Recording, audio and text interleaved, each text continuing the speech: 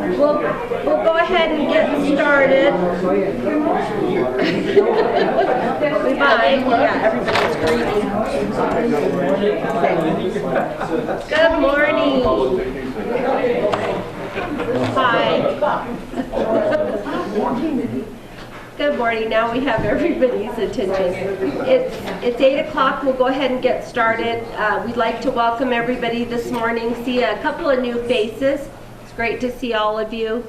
The format for this is the managers share a little bit of, we do a little bit of reporting about some of the projects and things we're working on, and during that time you're welcome to chime in, ask questions, and then always anytime throughout the process we'll let you all bring up topics that are dear to your heart or some suggestions you have and comments. And this is very helpful for the city and the county as we try to improve our community, and we appreciate your candid feedback to help us do that. So do you want me to go first? Okay.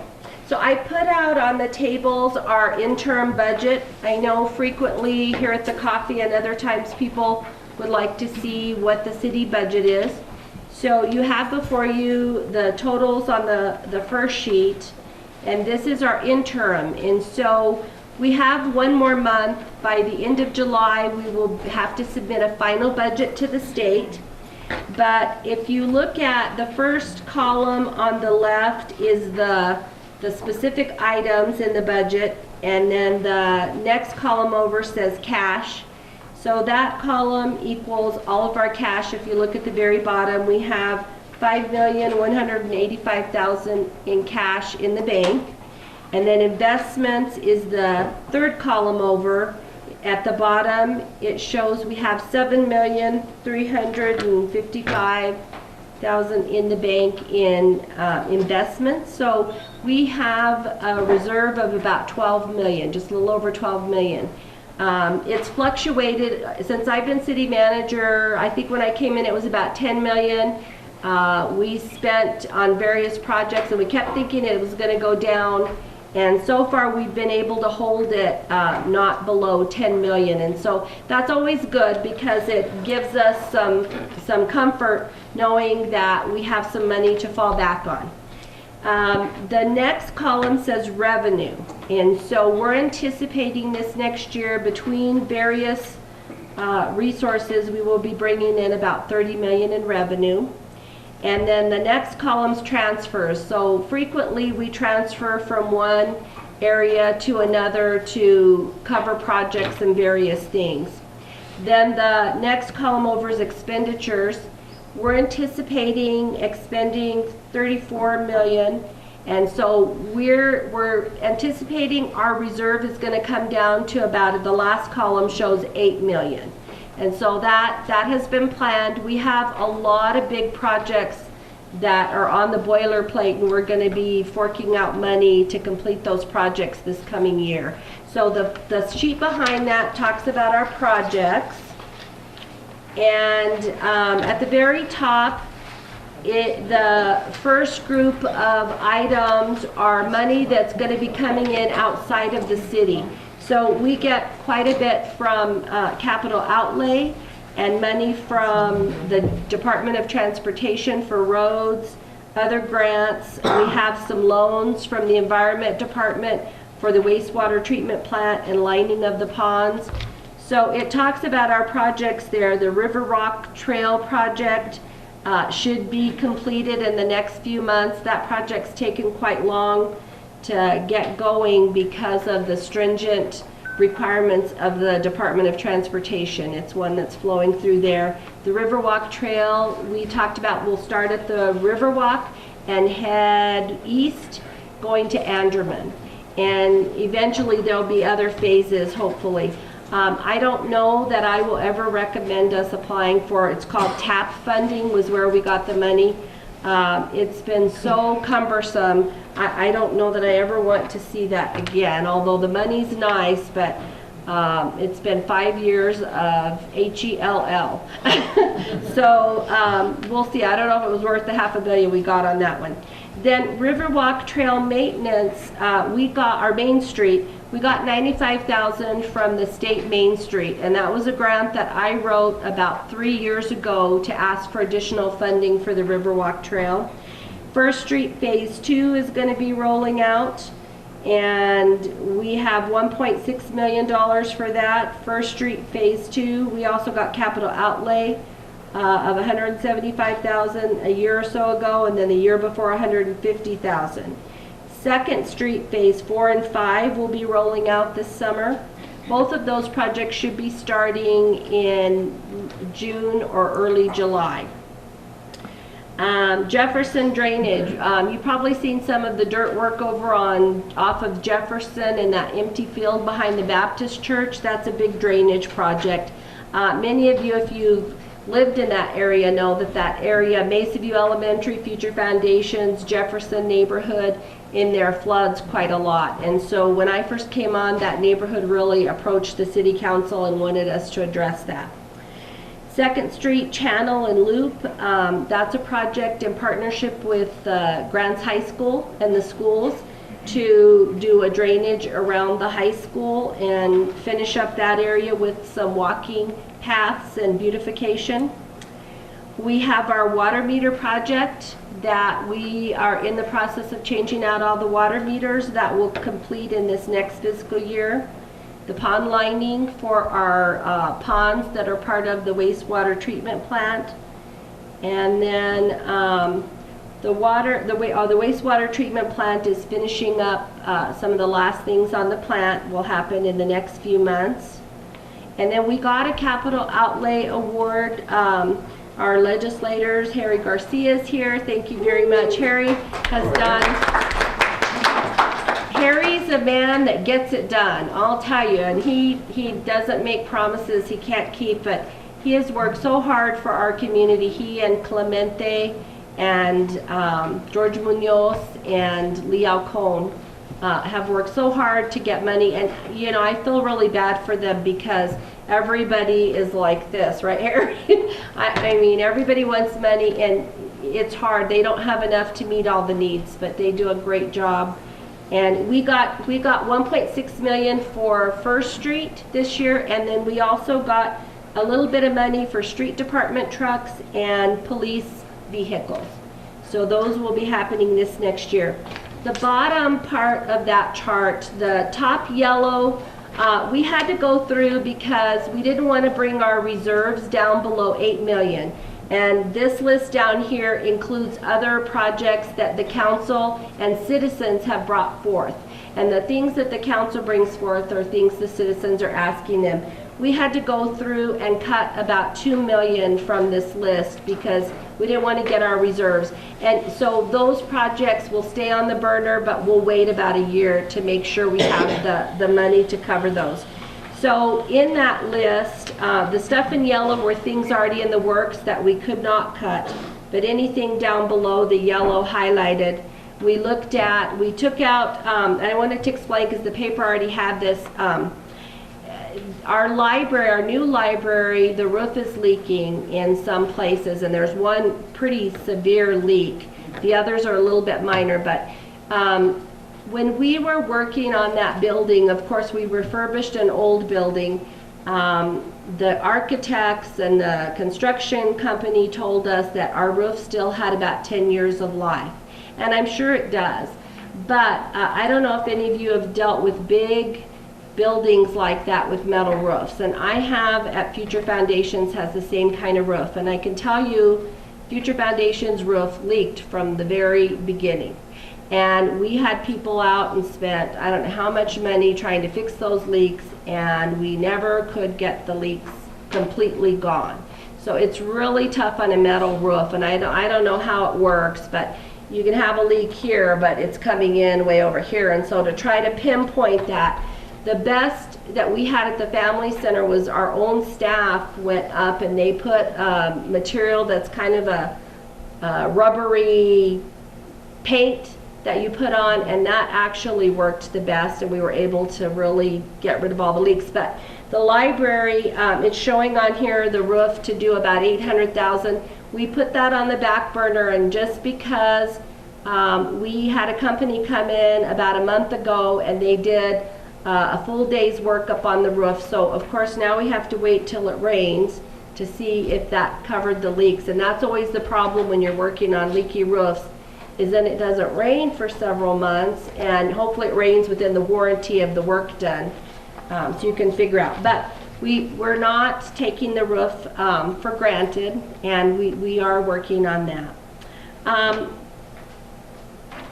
One thing new in our budget that we are doing this year, and I've had an issue with the litter in our community, and I know the citizens do too, and we've done lots of cleanups. We've taken lots of effort to do, and a lot of our street department, our maintenance department goes around and picks up litter periodically, but we can't seem to keep up with it. If you look around, there's still quite a bit of litter. So this fiscal year, we've hired 3 individuals that are part-time. And you know, at first I thought nobody would apply for that, but we got quite a few applications, and we hired 3 individuals that are retired gentlemen, and they're going to be out 20 hours a week picking up trash. So you may see them. Be very careful that you don't run over them. And I've told them to be very careful. We tried to do some safety training, but I've given them some key areas of town that I want them to focus on to help us pick up the trash. And I'm hoping, let's see if we can keep up with it. The other thing, we'll still try to see if we can get the prisoners out from our prisons. We've done that before, but they happen to be short-staffed, and so they cut that program. But I've heard they're staffed again, so we might be able to get them out, because I was always amazed what they could do in one day's time as far as picking up litter. We were talking about opening the coffee shop at the library with our own staff, because we've not had a private individual come forth to want to make that their business. The council is not in agreement of that for now, and the reason being is we've heard a little controversy about the city being in competition with other private businesses. So any of you that know someone that's looking at starting a business, the coffee shop is ready to go. We have resources to help train people to get it going and help get it up and running, but we really would like a private business to run that coffee shop. And there's a lot of opportunity there because it's right by the high school, so the high school kids are coming in. I know the other day when I was over there, their counter said that 400 people had come through the library that day. We were there yesterday for a meeting. At about 1:30, they were up to 200 and some on the counter. So it's a busy place and a good opportunity for somebody who wants to start a business. It has a drive-up window where you could serve people as they're going to work. And I think it would serve the library. The whole reason we put it there is it would serve the library well. As people are having meetings, they could have breakfast burritos for their meeting, food available for meetings, and then available for people to hang out at the library longer. And that's all I have. Thank you, Laura. We're going to do something different today, so welcome and thank you for coming. I've got some special guests here. I've got Representative Garcia, thank you for coming. I have Commissioner Lucero is over there. Thank you. Hello. Hello, everybody. I have Commissioner Lowry. Thank you, Ms. Lowry. That's great. I also have the Chief Deputy Treasurer over there, Ms. Pearl. Good morning. And my tardy Finance Director over there has just turned up. Just had to get it. So we're all here. So the 2 main things that I think what I'd like to discuss is, oh, wait a minute, I missed the most important person. Evan Williams from COG. So I asked Evan in to help with this education process for ICIP. Every year we have to go through a process, and it's long and tedious. And I have the best person ever doing this is Judy. She's very well knowledge through the whole thing, and I invited Evan also so you could kind of understand why we use certain resources, i.e. the COG, a lot. Because they have so much knowledge also and experience. And they're also in different counties. So they bring all that information, correct, to other counties to get things done. And then I have Mr. Tom Whalen, the CEO of the hospital. Welcome, Tom. The mill levy did pass. We'll be canvassing the votes on It did? tomorrow at 2 o'clock. Good. So congratulations. But we can't say that yet because we've got to canvass them. So that's why they're at the meeting. But with that said, we've been working quite closely with Tom and the hospital for about a year. Meetings. And so I think we're ready to kind of roll out what the hospital is wanting to show everyone, so everyone knows where the hospital wants to go with this, with their hospital. So as we're running short of time, and I know Representative Garcia is here because I thought it would be wonderful for someone to see how the process works on the ground. So when we get to the legislative session and people are wanting to give money, I want them to know how they can do it. There is a way, but there's laws and regs and everything, so there's no abuse. And they've done this because years have they had people that go around the county or the fiscal agent, and they go to the representatives, and they go to senators, and they go to certain people that know that want to give money, which is fantastic, but it has to come through a fiscal agent, i.e. City, i.e. Catherine. So thank you very much for coming, Representative Garcia. We're going to go straight into ICIP. Is that okay, Judy? Yeah. Great. I'm going to move over so you could come over here. Do you have a And I also have a sign-in sheet here, if you haven't signed in, if you wouldn't mind signing in. And also I have PowerPoint slides, if you want to follow. I'm just going to go through, since I've done this so many times, and most of you have already heard me, I'm going to go through this pretty quickly. I'm here to open up for the Infrastructure Capital Improvement Plan, or ICIP, public hearing. This is for FY 2021 through FY 2025, because the ICIP is a 5-year plan. We're going to just go through what an ICIP is, why the ICIP is important, what should an ICIP do, who can participate, and developing the ICIP.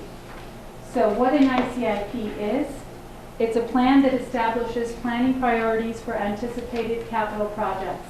So it's mostly infrastructure projects, water, sewer, roads, which is very important, especially for the county right now with some of our roads in critical condition.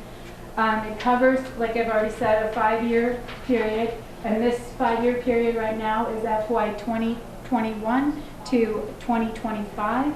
And it's developed annually to maintain and manage infrastructure. So that can change from year to year. We might have a priority that's at the number 1 this year, that next year that's going to be way down, or it's already been completed, the project's been completed. So we need to continually look at our projects, at what needs to be done, and then update that yearly.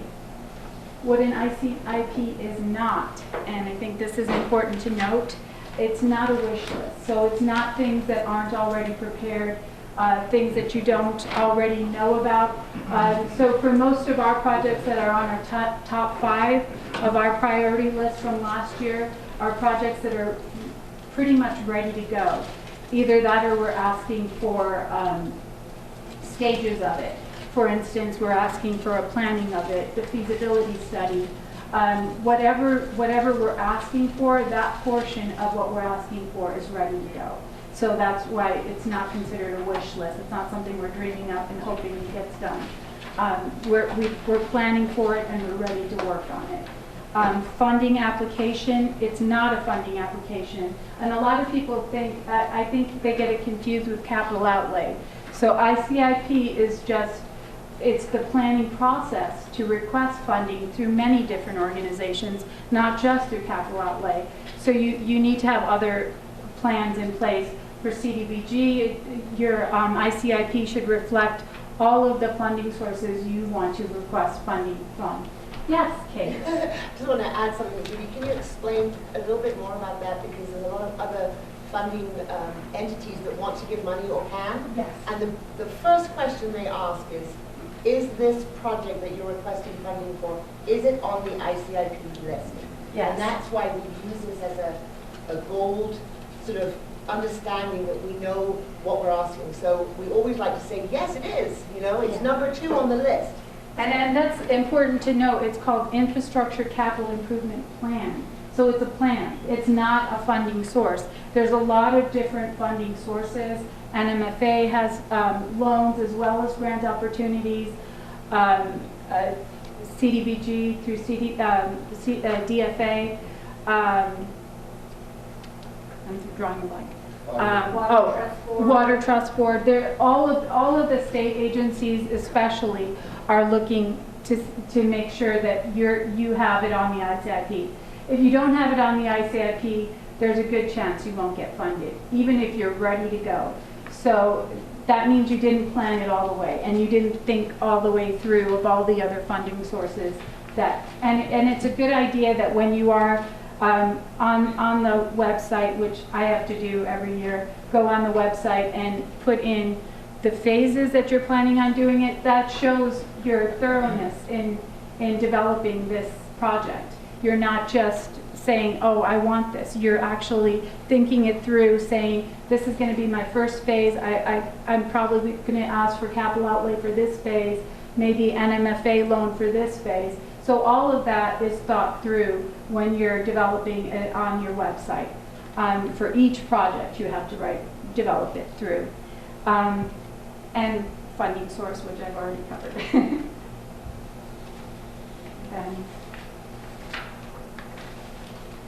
And I think we've already discussed this, why the ICIP is important, because it establishes priorities for anticipated capital projects and increases funding opportunities. It's a tool to showcase an entity's priority projects. It focuses on the critical needs of the project, which encourages planning, which I think I've already talked about quite a lot. And what it should do, create a new fixed asset, enhance an existing fixed asset, have a this is very important, have a life expectancy of at least 10 years, which now that it's not a bond this year, is that as important? But it still is, right? Yes. Evan? Okay. Be ready to begin right away, and again, it's not a wish list. We should have good estimates when we develop our ICIP. It should be over $10,000, and we identify the funding sources. And they do encourage, especially this year when Paul and I went to we go every year to the ICIP workshop. This is the first year Paul's ever attended. I go every year. Is it the first year? No, you've attended when you were at DFA. Yeah. So we attended this year, and they do encourage, this year they were encouraging regionalized projects. And so that is something we're looking at. We've done it in the past with the city, with different entities. We've requested regionalized projects. This year we don't have as many, but it is something we're looking into. And then on the last page is project examples, which are considered infrastructure projects by DFA. And now it's time for questions. Does anyone have any questions? Is there anywhere where your ICIP is located, maybe on the website? Our ICIP? Yes. Yes. Do you have the website address by heart?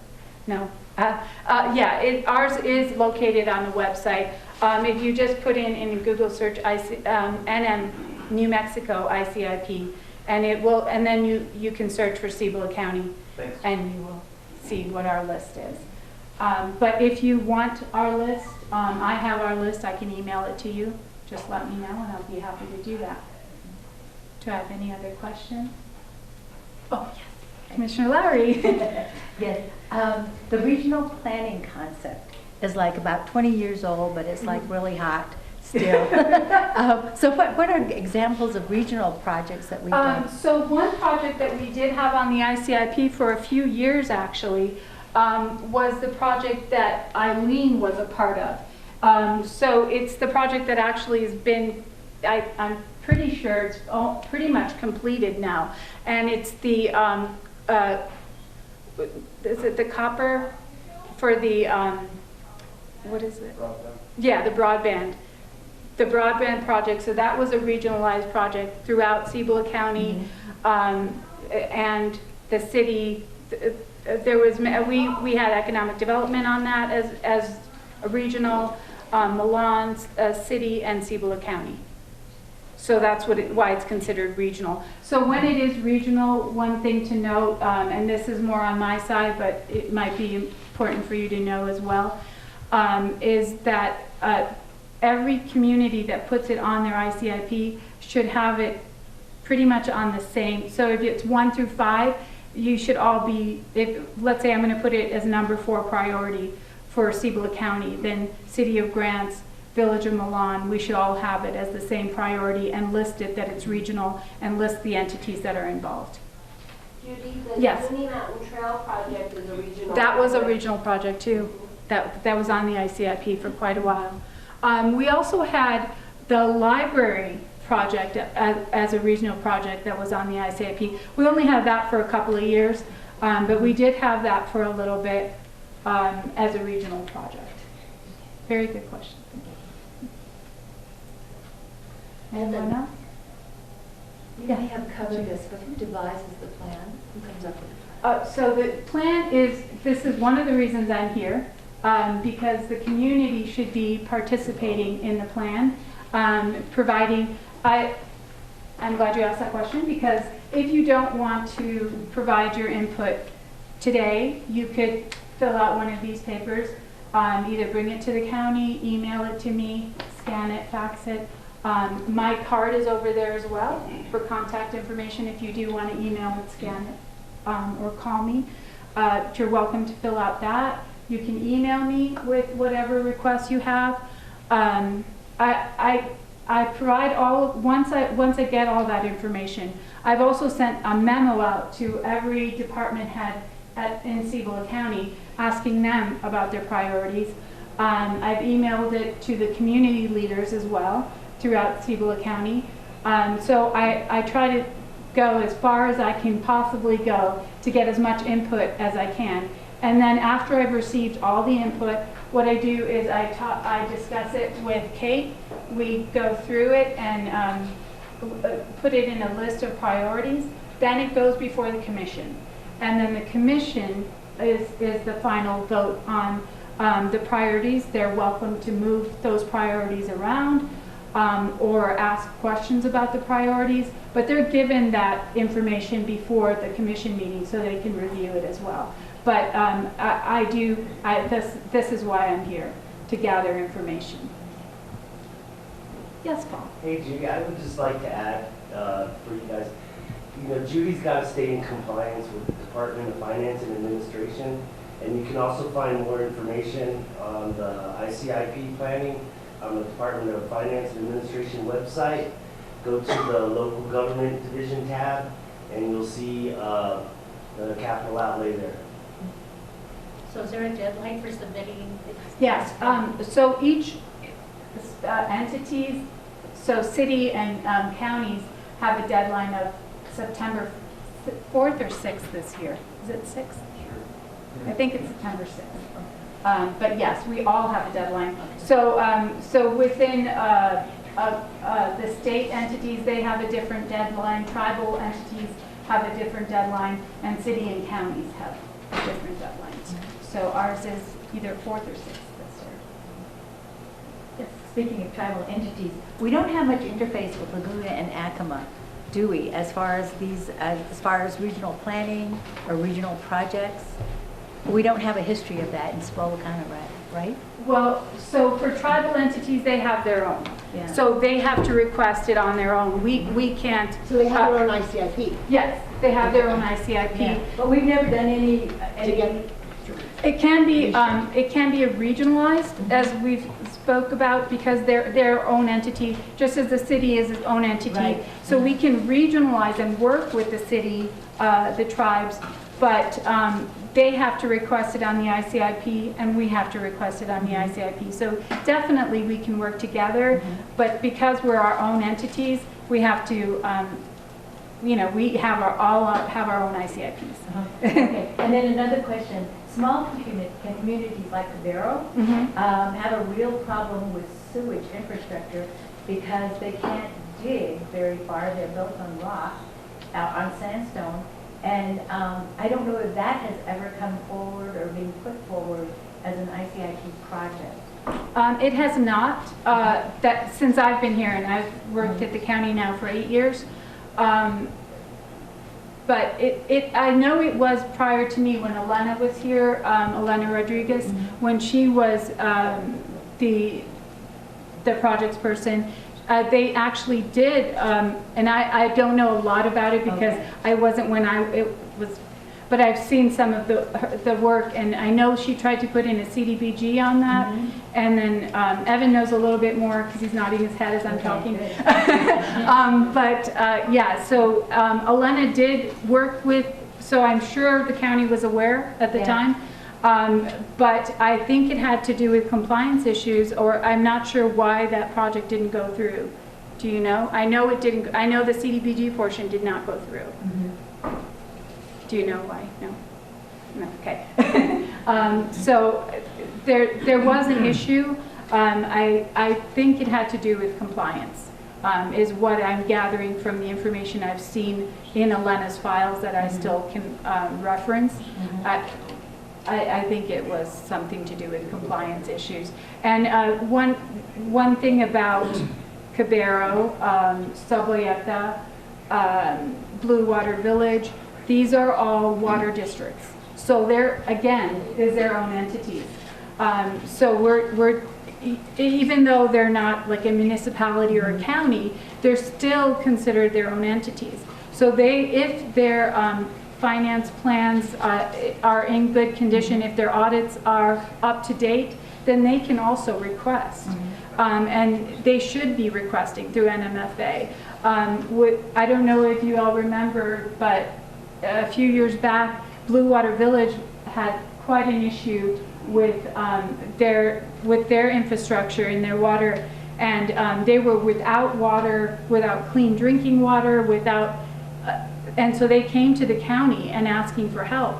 And we referred them to the legislator, we referred them to different places, NMFA, and now they're in really good shape because they got their audits in shape, they worked with the legislators, they worked with getting grants, that now they're back in shape and they're able to be self-sustaining, which is what we encourage.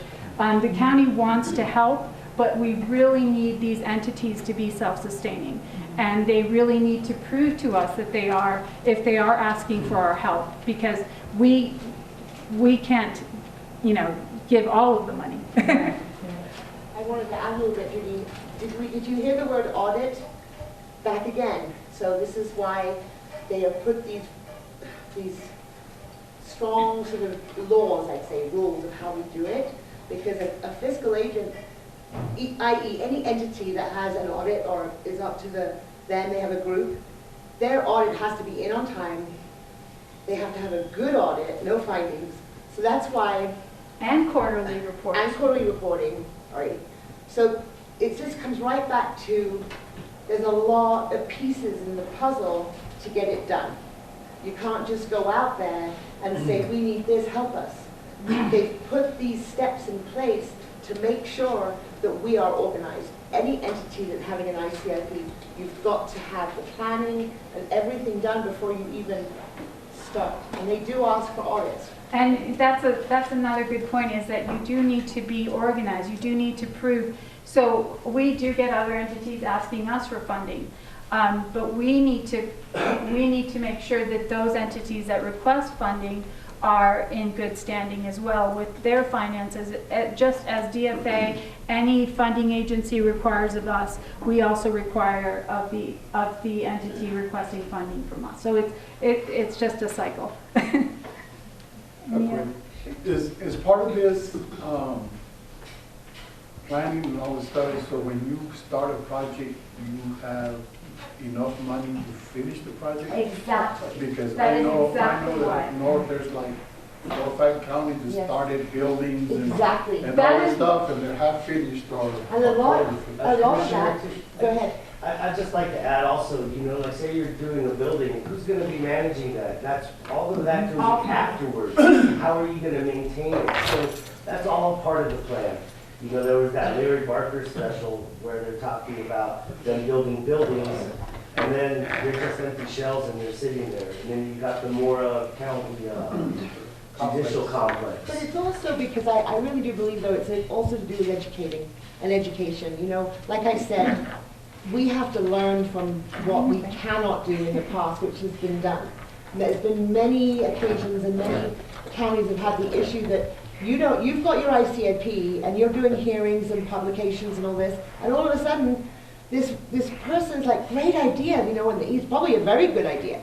Doesn't come to the county or the city, goes to the state representatives and the senators, asks for that, and of course they want it, we want it, but we don't know it's happened, and that's why things like that happen.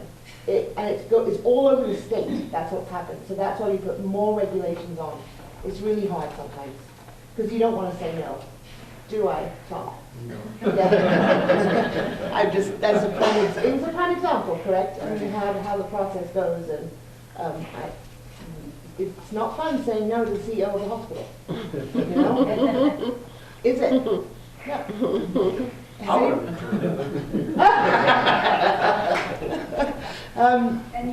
Yes.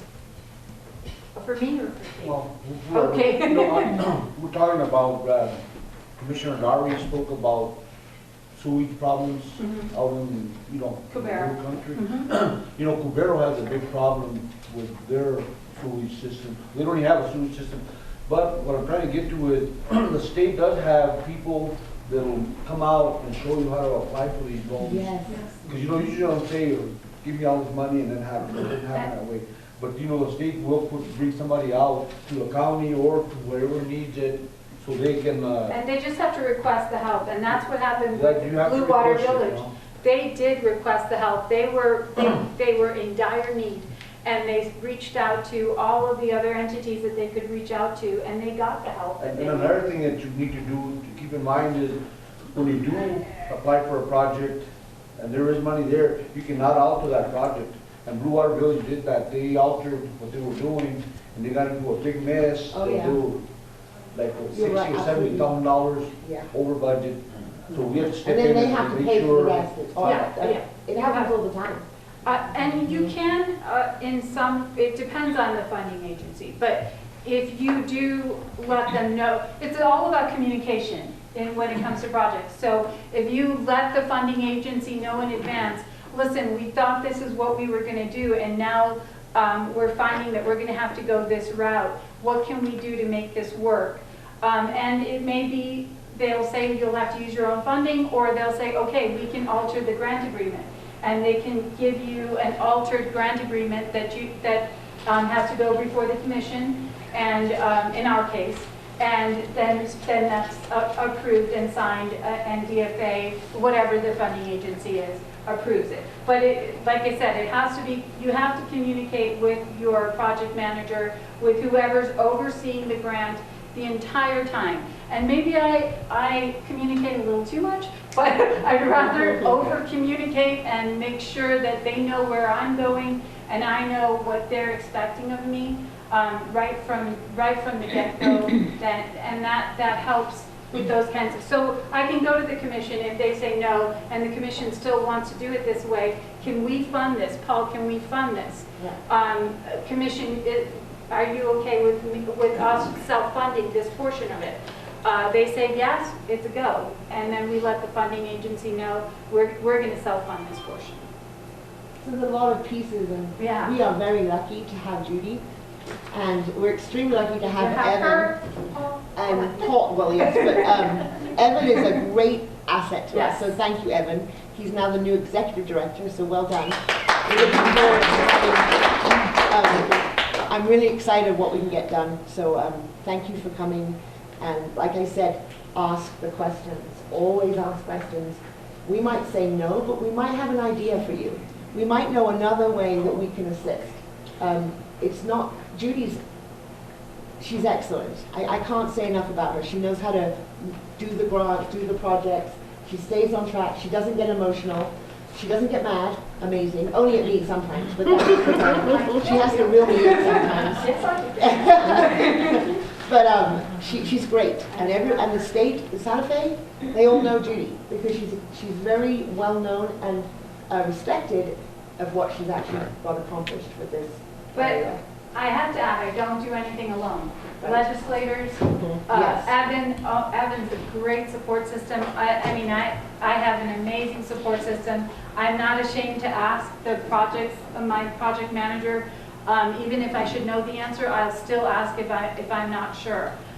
So it's important to ask, even if you think you're gonna sound ridiculous. You're supporting the community, you're there for the community. So who cares if you sound bad, if that's gonna help your community, I don't mind. So it's definitely not just me. So when we're talking about regional projects, that's the function of the COG, I see, the Council of Governments, which Evan is the director now. They work with several in the region, so I believe you guys work with McKinley County, Bloomfield, Farmington, Aztec, and as well as our county. And so they know what's going on in each of our communities and can help us pull together and say, you know, Grants is working on this, or Cibola County or Acoma needs this. So let's join resources, let's put in an application for our region. With grants nowadays, a lot of applications really put heavier weight on giving money out to a regional project. You know, if it's affecting a whole region rather than a small little community, you get more bang for the buck. So that's why it's really important for us to work with our Council of Governments. And each region has a different council that oversees, but they help pull it all together for us. Absolutely. Thank you very much for listening to the I think Judy needs a raise. Like I said, I'm not alone. So I'd like to reiterate that this is your opportunity. Yes. Representatives, senators, this is your opportunity for projects you guys want to do. This is where we get your input. This is the time. And This if, like is I the said, time. if you don't want to tell us today, you can write it down on this piece of paper and just get it to me. You know, I'm gonna have to excuse myself in a second, because I gotta be in Albuquerque at 9 o'clock. But like Mr. Porter says, this is the opportunity. You know, that's what we're here for, that's what I'm here for. That's what you're. Because if you don't tell me what you need, you know, I don't know what you need. Thank you. You know, that's why I'm here, because I want to learn all the needs of our community. You know, and the county and the city working together, that's good. Can you imagine You know, what we if could start, get done? splitting up, and you, I don't want to do what you want, and then that's a bad day. But you know, this is a perfect opportunity to ask or to talk to people to see what you need. Like Mr. Evans down there, he's really good at what he does. You know, he helped me out a lot in Santa Fe, and that's what we're here for. Thank you so much, Representative Garcia, for all that you Do do. you think most people in communities know that they have this resource, that they would come to the county? No. Or is it a matter No. of educating? It's the first time I've ever heard of it. Me too. Yeah. You know, It's, I have not been to one of these, I think I've been to one other meeting, and I need to attend more meetings, because it's educational for me as much as it is for everybody else here. But for me, it's a little bit tough sometimes, 'cause I got too much stuff going on, and, you know, I got 6 counties that I gotta take care of, so it drives me really thin. But, you know, this is my home, and we're gonna do the best we can for my home and everybody else around us. All my district is, you know, I represent from San Juan County to Socorro County. So it's really a big county, a big district, and it's really hard to help everybody else, but we'll do the best that we can on that. You know. But the whole, you know, the whole deal is, like the county manager said, audits are not bad. You know, it's a scary word, because people say, oh, you know, what did I do wrong? It's not that you did wrong, they want to make sure that you're doing what is right. that's right. And we learn from them. And if there is wrong, they'll correct it. They're not gonna come down and shut you down. They're gonna come and correct you on what you are doing wrong to help you get ahead of that wrong and get into the right lane. With that said, we have the auditors here at our place for the week. So we You know, will here a start- while back, the county was going broke and their audits were all messed up, and they weren't all as bad as people made it to be. You know, once they got in here and looked at everything, it wasn't a bad deal. Now, we're in good shape now. And as far as, I just wanted to add to the part where you weren't aware of the ICIP, or how why communities aren't aware. It's a struggle, and when we go to the ICIP workshops, we always try to come up with different ways of getting the information out to the community. We are required to publish we don't have to publish in the paper, but we do have to get the word out. So I publish in the paper, I put it on our website, I send it to community leaders. I even have a group called Community Leaders that I send it to the community leaders, and I send an email saying, here's the ICIP, here's a memo about it, please spread the word and let people know. But it shouldn't just be the entities. The public really needs to participate. That's why it's called a public participation. They really need to read those and come to those meetings, provide your input. We're not just here because we have to be. We're here because we sincerely want to know what your needs are and what we can do to help those needs. We may not be able to request funding for it, but like Kate said, there may be other avenues we can look at to be able and use the COG as a resource to find those avenues. You know, and you know, there's other funding resources in Santa Fe, not just capital outlay. There's quite a few out there. You just need to ask. You know, Evan is good at that. Just that one good example is the football field. You know, that didn't come from capital outlay. You know, I went another route and got him $1 million to fix that football field. You know, things that we don't think are possible, they are possible. We just need to work at them and ask questions. And what you said a little while ago, there is no dumb question. No. The only dumb question is the one you don't ask.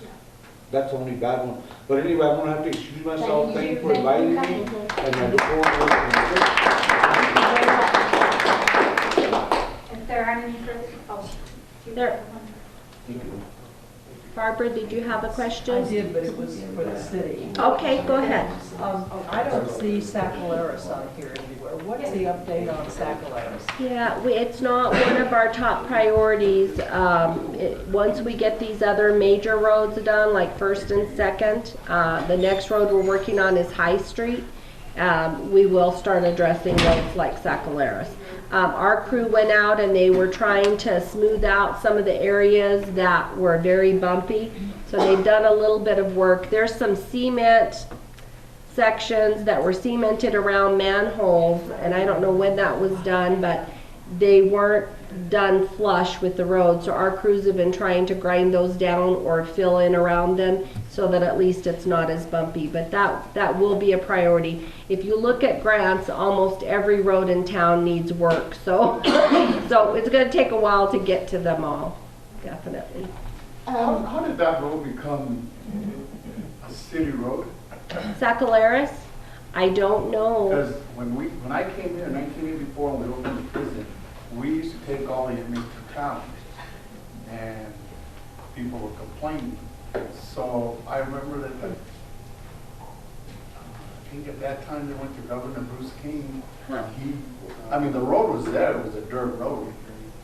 And they paved it so all the inmate transport vehicles were going through town, but through this road. And I know the state did it because I was part of that.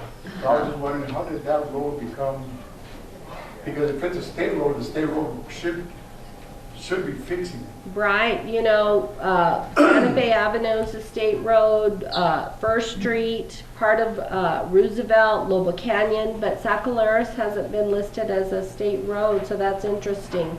Because that's the way it was back in the 80s. So I don't know, I was just wondering how it went from a state road to a city road. Yeah, I don't know. Good question. Yeah. Would you like us to do some digging on that? Well, no, I was just wondering because if it was a state road, they would be required to provide the Yes. funding Yeah. to fix it. Now, are there any plans for the old tomato plant?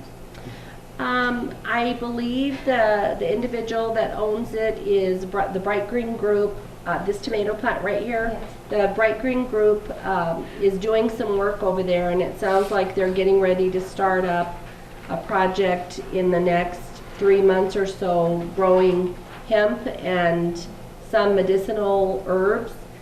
So I know they've been over there working. They've cleaned out the inside. We've been really pressuring them to clean out the outside because they've kind of pulled everything outside and it's all stacked on the back, which some of it blows onto the golf course. I know periodically they've been default on their taxes, and then they catch up in time before it gets taken by the state. But do you know, are they caught up at this time? Or Right do you now they know? are, yeah.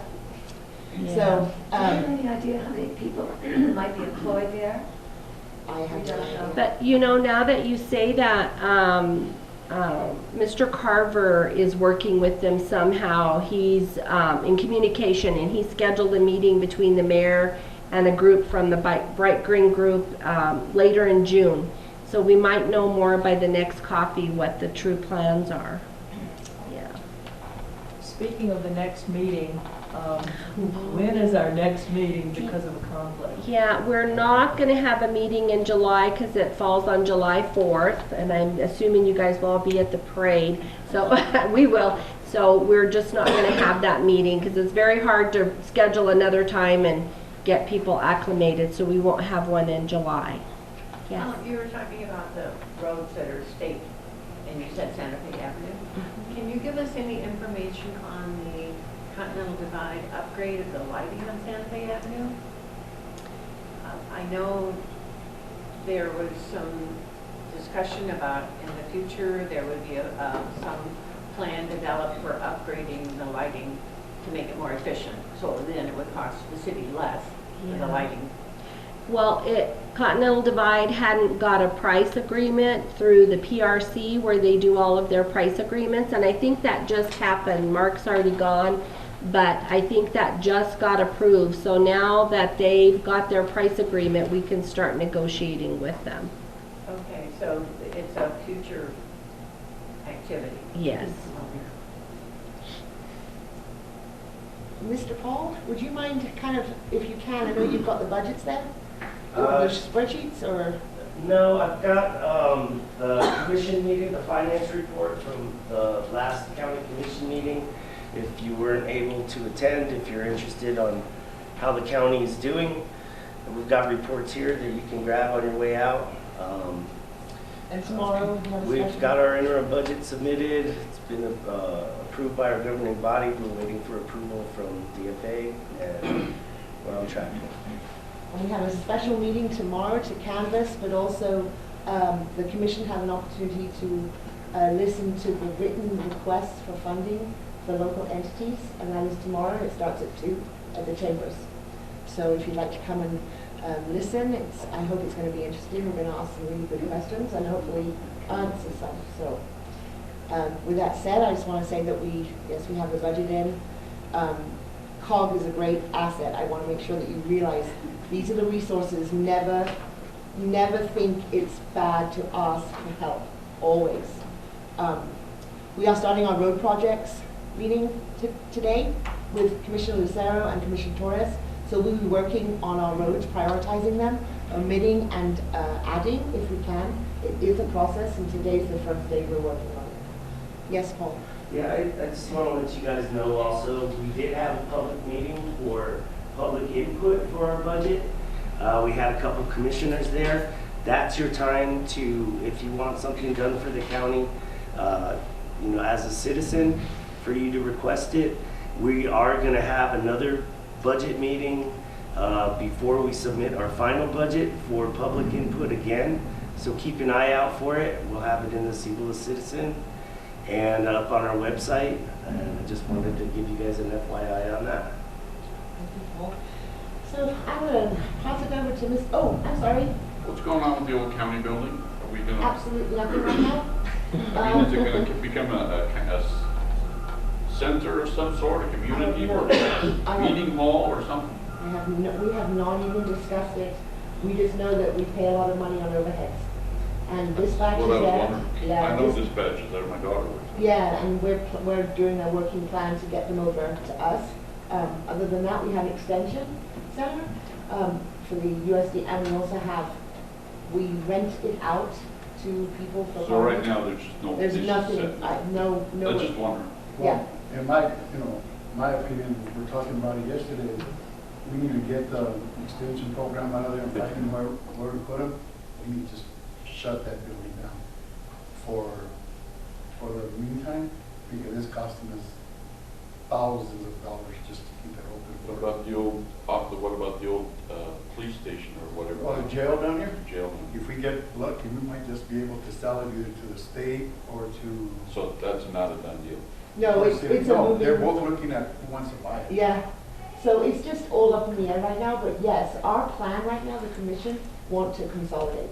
So our big plan is to move every department that the county has onto our property at 700.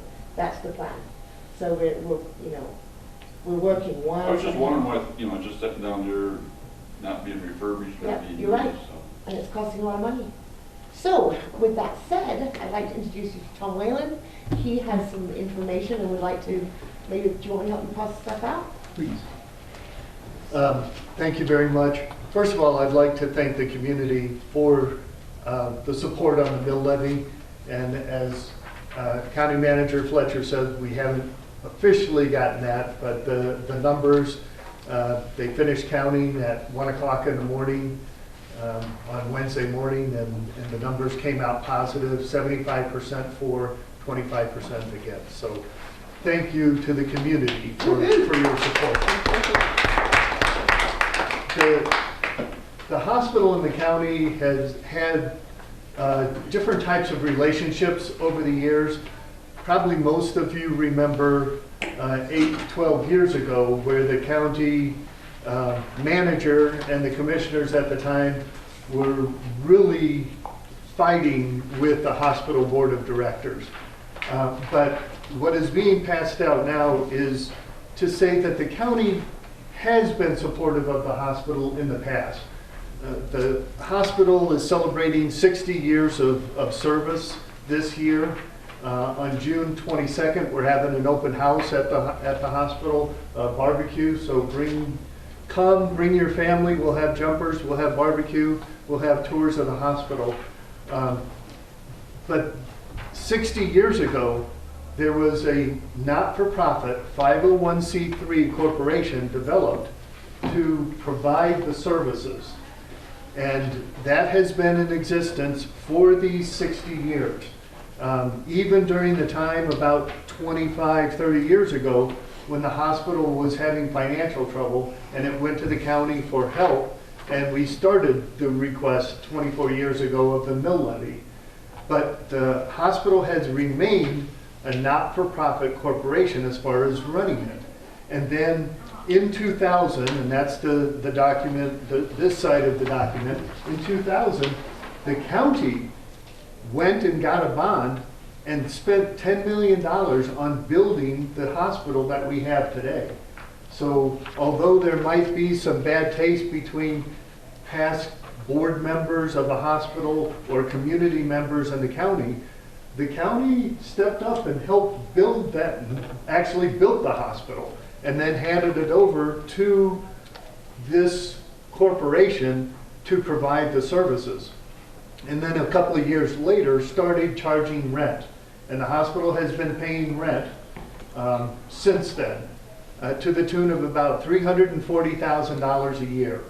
And it's a triple net lease, which basically means we rent the building, but we have to maintain it. When our air handlers go out, we have to replace those. When we put in a water softener, then we pay for that. We clean the sidewalks when there's snow. That's all done by the hospital operations, but the buildings belong to the county.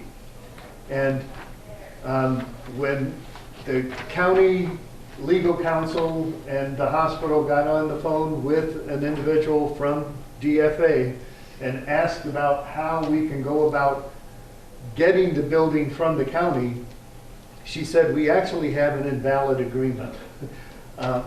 Partly because the county has been charging less than fair market value rent for all these years. We've been getting a deal, having to pay about $6.52 per square foot, where the fair market value has just been valuated at $8 a square foot. And it's been different in the past. But we've been able to get a real good deal on paying rent for this building for all these years. And the state has been putting pressure on county administration to say, clean up all your lease agreements, get on the right side of the law, charge fair market value. And so they've been very good at talking to administration, now legal to legal, to work through how we will be set up in the future. And if we rent, that's on that back page side of that page. So we're paying rent of $28,000 a month, basically. We have a couple of options there. If we continue to rent, then our rent will go up to the fair market value and we'll be paying From the direction of $48,000. Department of Finance. It's not that, Correct. they're telling us It's- that. Yeah, the county isn't saying you have to do this. The county is being told by the state that they have to charge fair market value. Our current lease agreement has expired and we've extended it as we negotiate. But the new agreement is going to have to be, if we're going to continue to rent, they have to charge fair market value.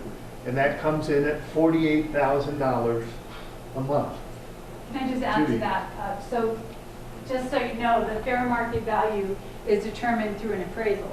So we had a formal appraisal done, and this is what the new fair market value is based on that appraisal. TRD still has to come out to evaluate that appraisal. They're supposed to do that sometime in June, but that's what this is all based on. An appraisal is only valid for a year. Yeah. So Right. once we did that with the request from the hospital, we did the appraisal, and yes, it is actually at TRD right now. So yes. And when I first came 3 years ago, then the hospital board said, work on separating, getting a better understanding of separation between county and hospital.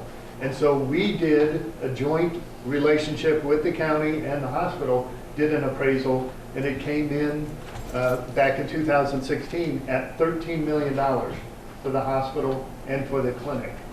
This appraisal that the county just did recently, the appraisal has come in at $4.5 million for both the hospital So this and the is, clinic. don't panic. This is a good thing because we're helping where they're wanting to go and how we're trying to assist.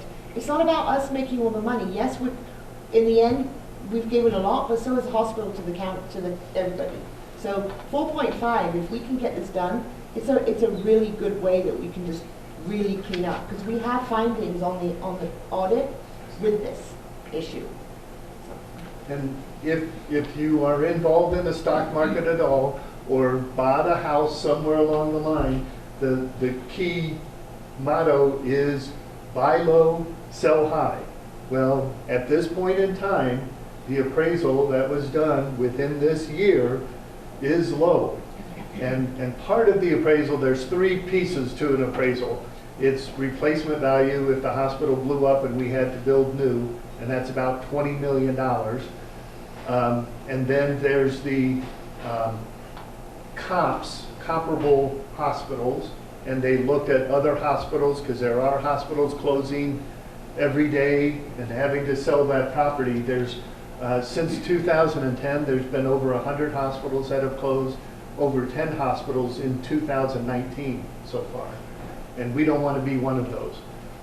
And so comparable facilities, and then the third is income. And the hospital over the last 2 years has had some poor financial standing. We're in the process of turning it around. At the end of this fiscal year, which ends at the end of this month, we will be in the black.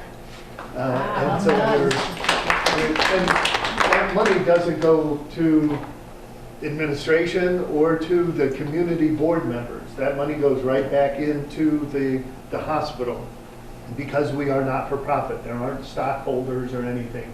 It goes back into the hospital. So even though you're not for profit, you want to make a profit so that you can continue in years future. Add a little bit about the component unit issue. I will, yes. So it's hard to understand the question as to whether we are a county hospital or not. Because again, 60 years ago, A not-for-profit corporation was developed and has been running the operations of the hospital. When the hospital got in trouble and went to the county, somewhere in there somehow, There's no paperwork here, it's all, yes. somebody at the county, somebody at the hospital board, somebody at the state, somewhere along the side said, you're a county hospital. Now, the hospital employees are not on the benefit plan that the county employees are on. And they don't want to have the procurement that we have. Correct. Can you imagine? It would be a nightmare.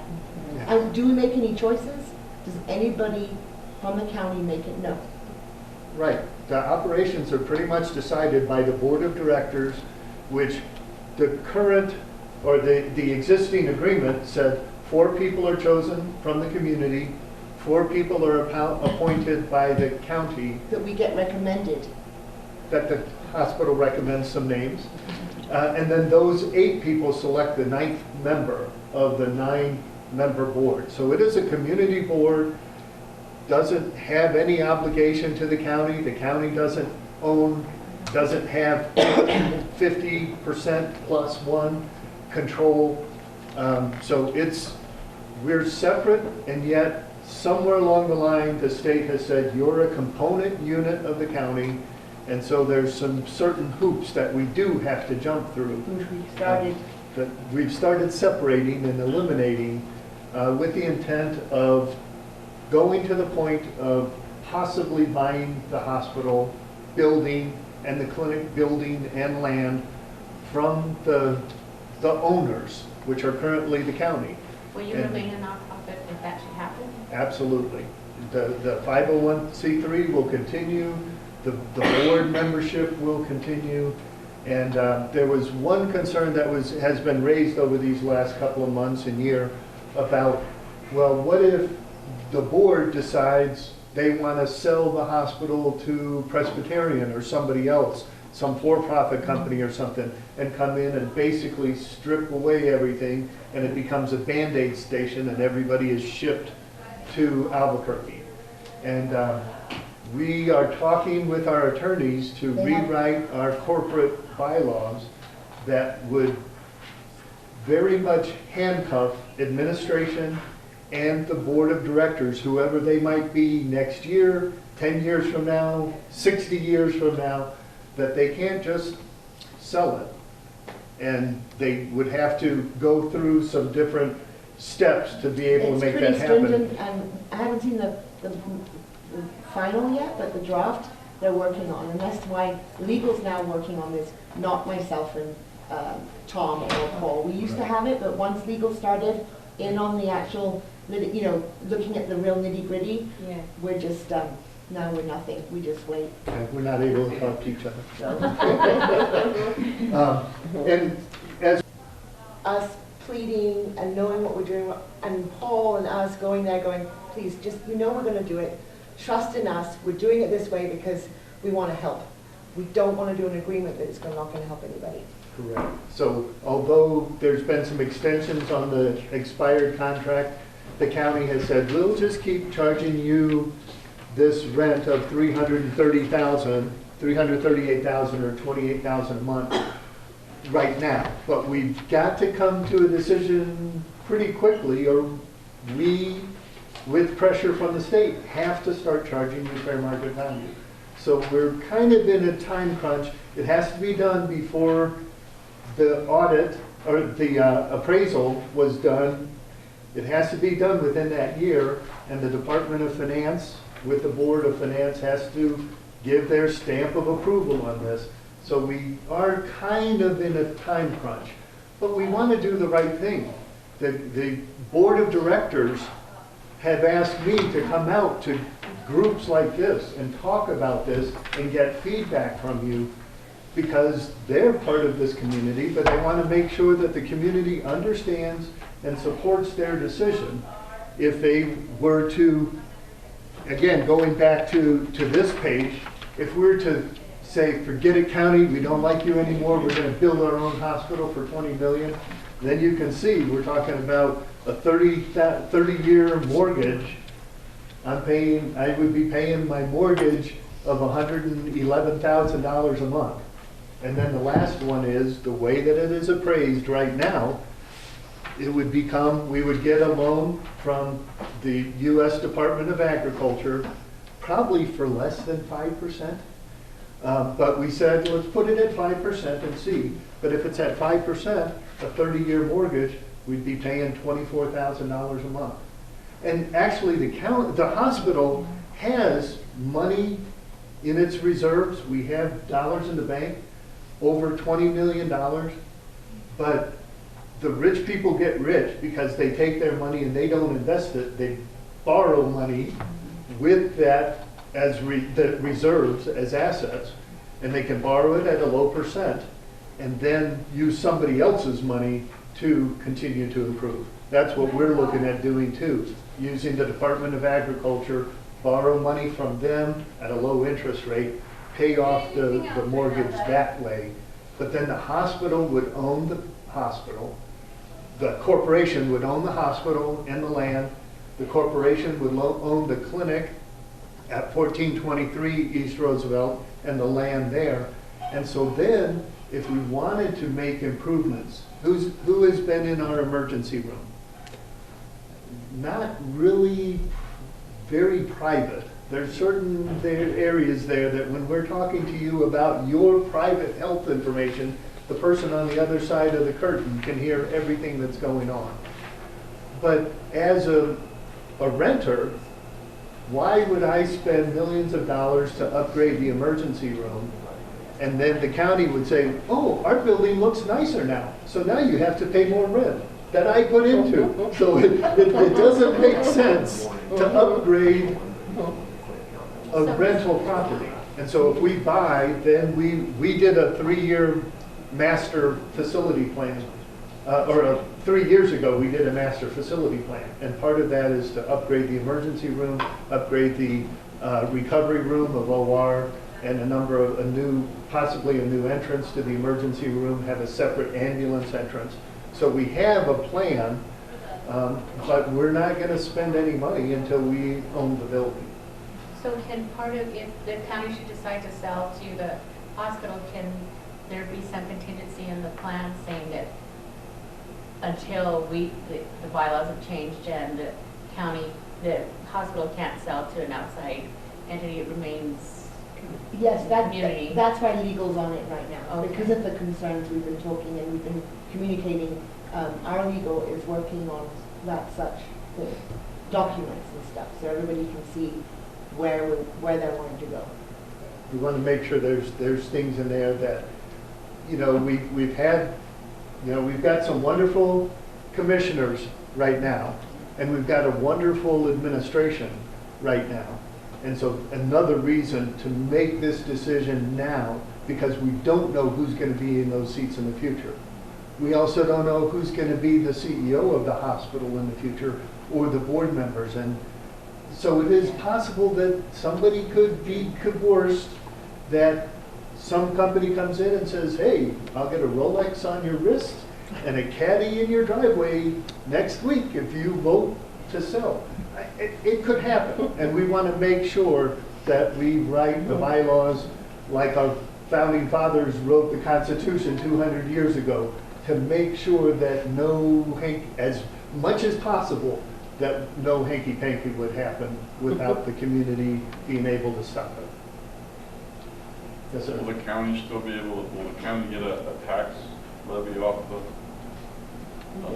yearly value of the property, or is that just, you get nothing? In other words, when you sell it, it's just gone. Actually, the county doesn't get that tax. We don't levy. get we don't get any of that anyway. It collects it. Yeah, we actually have to do from the clerk's office as reporting and for the voting, but we do not take any of that. It goes straight to the hospital. Plus, we also pay around $340,000 for our safety net care pool, which goes to the state, and that money goes back into rural hospitals. So we pay that on a yearly basis as well, which we'll continue to do. Is there any property taxes, I guess what I'm asking? So right now, no, because we own it. But if you buy it, will the county get property tax? Yeah. we're a not-for-profit So it's like- organization. it's like a church. No, the They'll be- county, they the won't- county wouldn't, No, the Like a county church. wouldn't, because it's 501c. like a church, That's fine. correct. What did it originally cost to build the hospital again? So, 10 million, was it 13? well, it was 10 million for the county to build the hospital, and my understanding, the chief financial officer, who is now on the board of directors, he's retired, but he was here when the keys were handed to the hospital, the 501c3, and administration chose not to take those keys, because the building was actually built on business code, and we have. So it was at 10 and we're looking at selling it for 4, basically. Right. So Is that does anybody 10? here's property taxes went down since that time frame that the hospital was built? Yeah, has anybody's property decreased in value? So it's kind of odd that we would sell a hospital for $4 million when it was originally built for 10. It is odd. Yeah. It is very odd. Absolutely. But the way that an appraisal does their thing, and this was a company out of Dallas, Texas, that they used, and they used the 3 approaches, and the thing that really brought it down was the hospital's operations over the last 2 years. There's a part in the appraisal that they actually sit down with the hospital and look at your, what they're making and their profit. And that's what went down. Into the And, business. yes, and this appraisal, because I mean, it's worth more than Well, yeah, I mean, $40,000. originally, like anything that you build, over the years, nothing's went down in grants. Yeah. But I'm looking at it going, now we're at And that you're much welcome to million, look at the yes? appraisal. I mean, I understand We got that. a formal appraisal done, like I said, TRD has to evaluate the appraisal that we got done. And then from there, after TRD evaluates it and approves it or asks for some things to be fixed, then it goes to the Board of Finance. So we have a lot of eyes on our appraisals on this whole, so even if we do sell, the Board of Finance has to approve that. There's a huge process that goes in place for that. So and we can't make this is a- only one leg of the process, the appraisal part. It just looks Again, better on paper to keep renting it, to me. Does For the the appraisal county. only look at operations, or does it look at the real estate? They It look looks at at the whole operations. comprehensive. They looked at replacement, and replacement is about 20 million Right. to replace the building as it is. And then they look at comps. And when the hospital and the county paid for this appraisal 2 years ago, they used comparable facilities in Houston before the storm, in San Diego, and they're looking at comps, but those were the only hospitals they could find at the time being sold. And they were comparing us, I mean, if you buy a hospital in Albuquerque, you're gonna be paying more than you buy a hospital building in Grants. Right, but I And they mean, were this looks like comparing all us- commercial property from that time frame should have decreased the same amount, if that's all it's really worth. I can tell you, as a pastor, when you go to buy, it's much cheaper to buy an existing church than it is to build a church, because church property it just bottoms out. Right. And so in the hospital, it's the same way. Who's gonna move in there? What else can you put in? You've got one client, and so unless you put a super veterinary clinic in there, when it all, and what I'm saying is the value drops because of the business. Yeah. Just like my church, it's not what it costs to build it and what it would cost to buy it. I mean, it's just cheaper buying a different Even to building. turn the hospital into a nursing home and have another nursing home in town would take extensive Remodel. investment and remodeling to get it to meet the code of nursing homes, because those codes are way different than a hospital. And so from the county, maybe they should hold on to it till the value goes up and charge this not-for-profit corporation more money.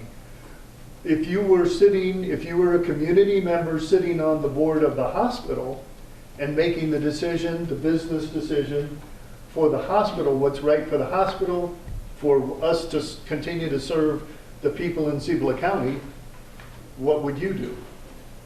Would you Well, if you, continue to over rent? those years, you have $20 million in the bank in profit? Is that what, you were just telling us? About 12 years ago, the hospital became a critical access hospital. And so the Medicare, the government, federal government started paying us different and owed us from past years. And that's what actually put the bulk of that money in the bank. And also, you might want to talk about the epidemic throughout the country of rural hospitals and how they're going under. Yeah, And there's- so we really want to be sensitive to that as a county too. And that, to me, I was really worried about the mill levy not going through because we could lose a critical care hospital in our community, which is priceless. To have in any community to have, because we'd have to go, if we were going to Albuquerque, about an hour and 20 minutes. And then, you know, so we're blessed to have that in this community. Yeah, there's over 5,000 hospitals in the country. About 1,500 of them are rural hospitals. And of those 1,500, there's close to 400 of them that are at this financial risk of closing. They don't have dollars in the bank. So during those tough years, to be able to get by, they get to the point of having 1 or 2 days cash on hand and just can't pay their staff. And like I said, since the beginning of this year, January 1 of this year, 10 small hospitals have closed throughout the country. With all the talks that we've had and with the commission and everything, a lot of you, can you mention something about your vision of extra services? If you own the building, what are your plans to make it better for everyone? Well, whether we own the building or not, there's some things in our strategic plan that we're working on. I don't know if you saw the ads in the paper and the other things. We just recruited 3 new family practice providers. Angela Montgomery, a nurse practitioner from Texas area. Megan Gredeman, who went to school in Idaho but is from Iowa. She's a physician's assistant. And Stacy Dimmitt, Dr. Dimmitt, is a family medicine doctor who does OB and she does colonoscopies. We got her from Kansas. And those 3 providers have moved to town, are becoming part of the community, and want to continue to grow and serve. And to be honest, the PMS, the other clinic in town by the hospital, they've recruited a number of people too. So we've got primary care providers that are here in town. The hospital does have cardiologists that come twice a week providing that service.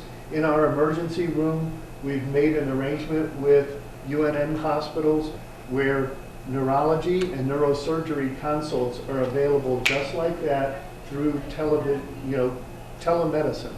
They can look at the patient, they can look eye to eye at the physician here and be able to serve our patients. And we've been able to keep some of our patients because the neurologist says there's nothing more that we can do than what is going on in your hospital right here.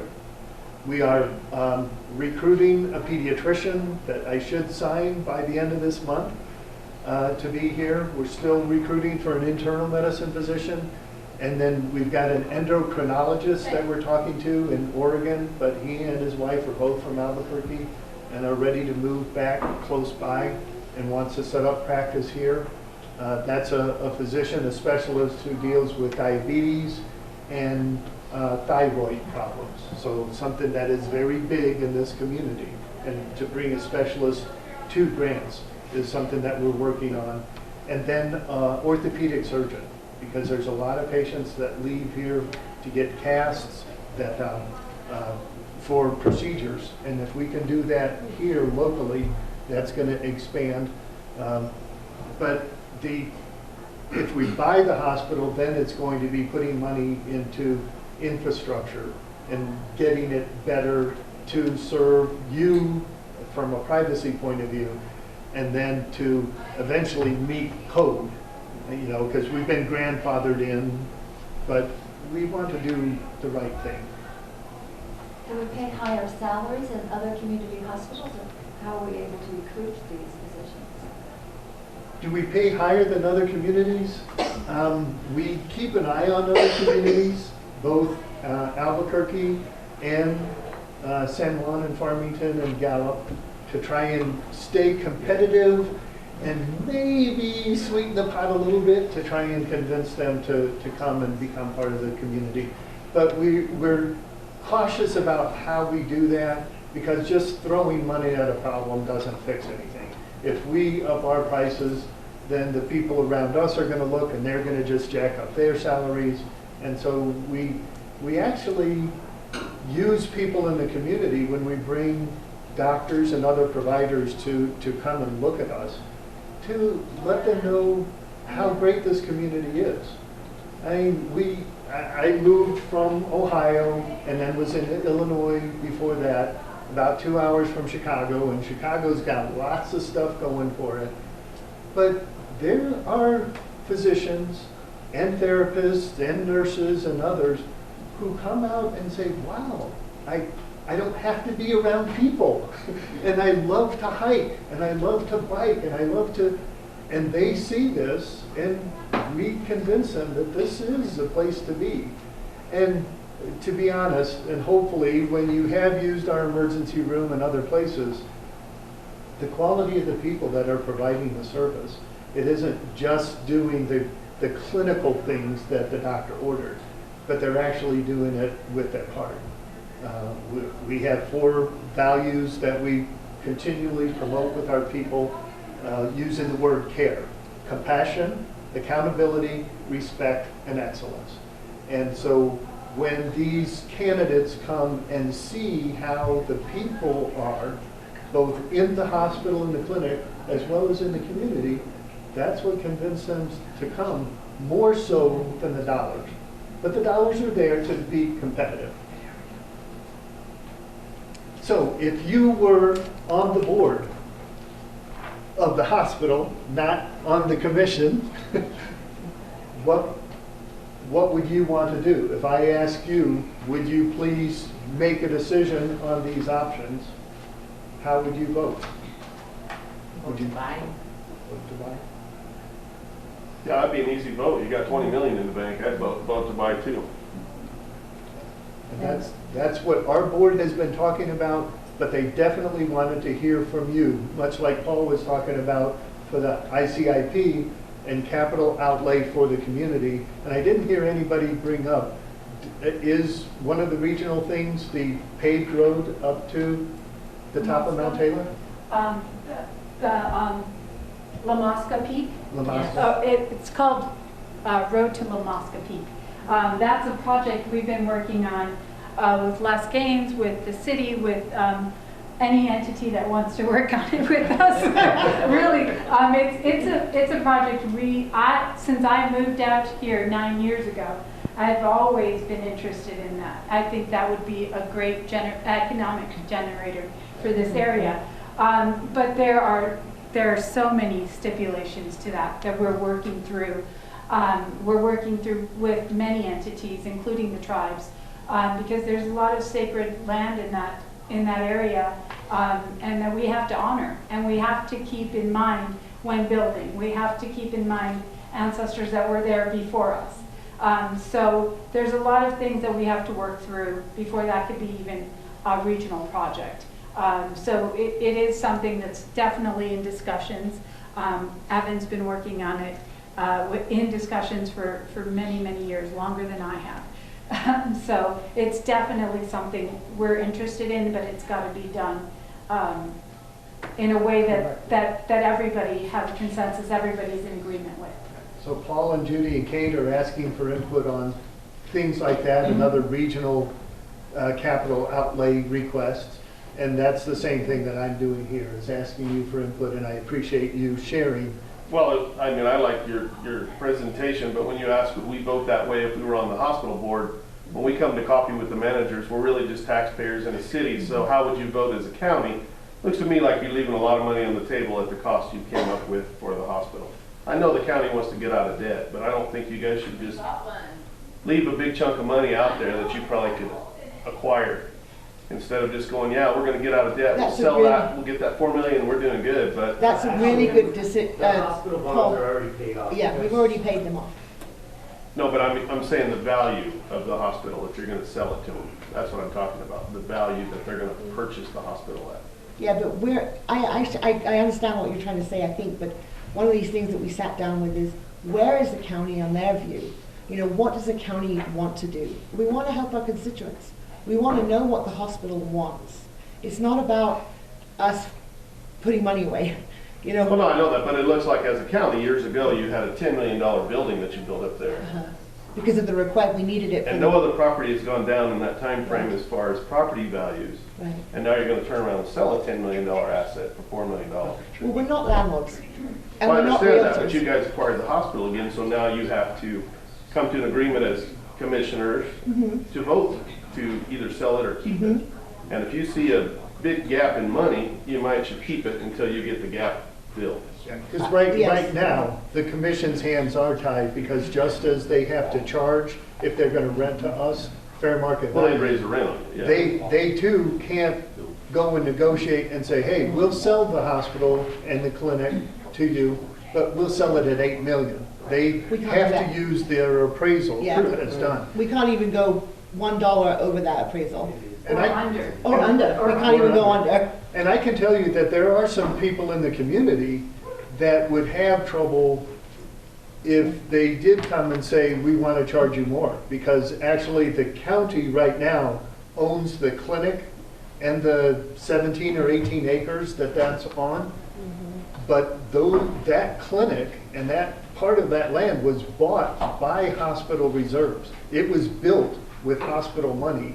And then, again, we can't find the documents, but somewhere along the line, the county manager or somebody said, we'll let you build that building if you give it to us after you build it. And the board said, Well, okay. didn't they ask the county for money for the original plan of that building? That's when we did the bond. Right. No, not for the clinic. No. For the clinic, I thought they asked them to do the plans for the clinic also. I think they, didn't they approach the county? That was before my time Yeah. too, but they did, I know that there was capital outlay money that was given for part of it, and it may have been the plans. But it definitely wasn't to build the whole thing. No, I knew that, but Yeah. I knew they came to the Right, county. it was I capital did- outlay, I yeah. believe. In the minutes, I did see $39 of capital outlay for furniture. But then it didn't. $39? No.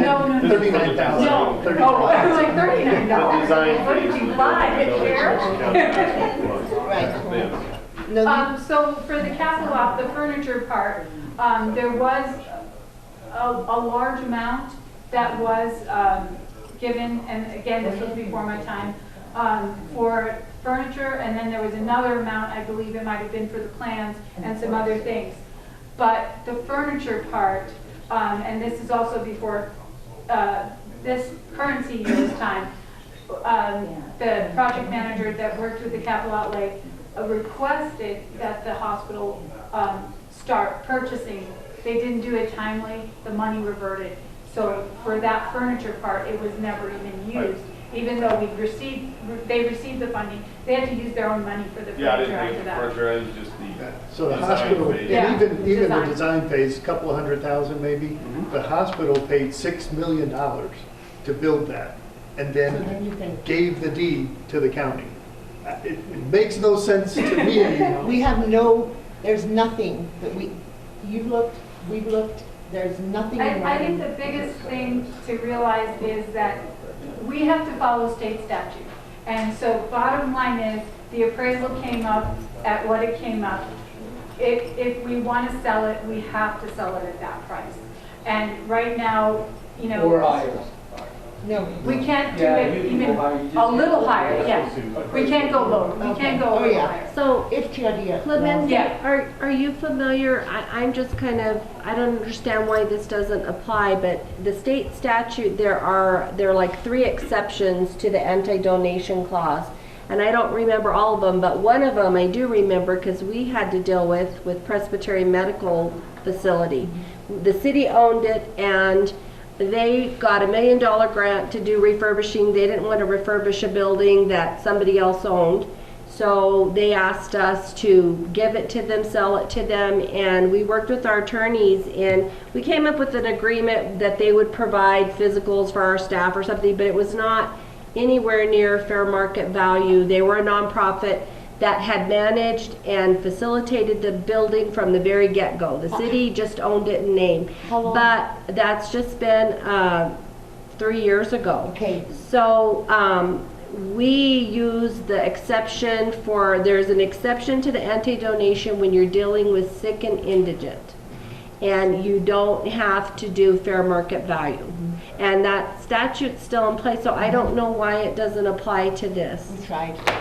And you know, initially, the person we were working with at DFA told us, oh no, you can't do that. Our attorney argued it, and they got several people involved at the state level, and they finally said, no, you're right, this qualifies as sick and indigent. So I think this would too. And We've my, already tried, Evan, do you have anything? Yeah, it's Board of Finance. I mean, It's Board of Finances. It's hard to but- prove out, well, it works under the law, but to prove it out takes some time until it's get it through. And it might not be worth the trying to effort. do that. One wrinkle I just wanted to throw out there, Keith. Yeah. So you're looking at this fair market rent issue. Mhm. So for the past, what, 20 years? Yeah. It's been undertaken. Yeah. Maybe you just meet in the middle and kind of square that off. You know, you're looking at $200,000 a year that they were paying. Maybe you meet in the middle at $100,000 for 20 years, that's $2 million, you add it to the price of the sale, come out at 6.5, it still seems like a fair deal for both sides. And the Board of Finance would approve that? We don't know. Yeah. Donna Maestas and our legal and their legal, we've had a lot of no's on the meetings every time we tried something. And we looked at exemptions, and actually, gone through all of we them. got two attorneys involved. One of them is saying, you could potentially go through either economic development or sick and indigent. You're talking about probably a 2-year process, and then the value of the property might Goes go up up. even higher. Well, then if you sell it even, your board votes on what you do. I mean, I know you said you want to do all these upgrades, but once it's sold to you and you have sole control of it, there's nothing in writing that says you're going to do all those upgrades. You see what I'm saying? It's in writing in our plan, But but it that's isn't a separate deal. commitment to, It's not a county issue then, that's inside of your board. right. You know, it's like, what I say is, on this issue is, you know, this issue was brought up many years ago, past years ago, and it threw this county into an uproar because people didn't want to sell. And I'm still with the same thing that I told Kate and Wayland before. If we're going to consider selling this hospital, we need to have open meetings with in every district in this county and see what the people want. Yeah. I don't think that this should be a decision made by county commissioners, by hospital administrators, by the county manager. I think this is a decision that needs to be made by the people. And we need the people's input, because the people that I've just talked to just randomly, especially here, because I live practically here, but at the golf course, but everybody's against it. Now, maybe with this information that you're putting out, maybe it'll change some minds. Most of the people that I've talked to is against selling the hospital. And why is that? Why? Because one of the biggest fears he brought up, you sell it to them, down the road that board decides, and I didn't know about the legal end of this, so down the road they decide, well, we're going to sell it. So Presbyterian comes in here and says, oh, we ain't going to manage this whole thing, we're going to turn this into a urgent care center. So where does that leave us? We lose. Exactly, and that's what most of the people that I talk to say, no, if it comes up to a vote, I'm voting against it. I don't know if all this information that he just gave us is going to make a difference, but to me, I'm still in the same place, and I know that comments have been made, well, there's one county commissioner against selling the hospital that voiced it. That's me, if anybody wants to know. I voiced it that I'm against it. It's a risk with the future board, just like it was a risk with the past county manager. County commission. This county had a county manager who saw those $20 million and said, I want that for the county.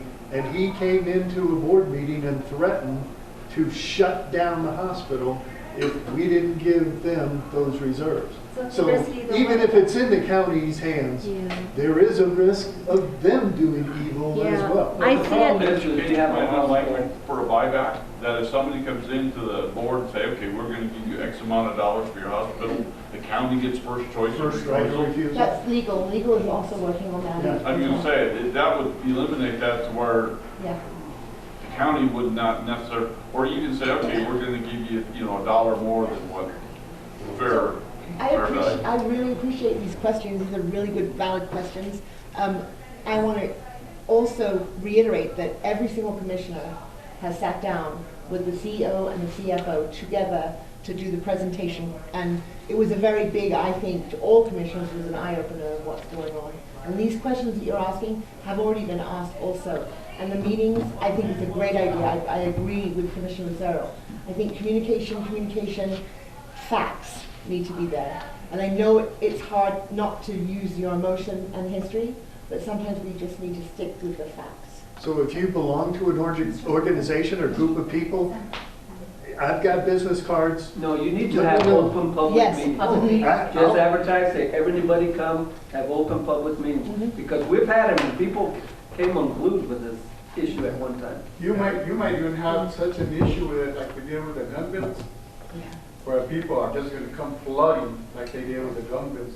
Because it's a very sore subject with selling the hospital. I mean, I know I was around at the time when, and I think everybody that's in here was around at that time when they tried to sell that hospital last time. And maybe it was a strong arm thing by the former county manager, I don't know. Well, it happened even before that. Yeah. That's why we got into the rent thing when I was on the board.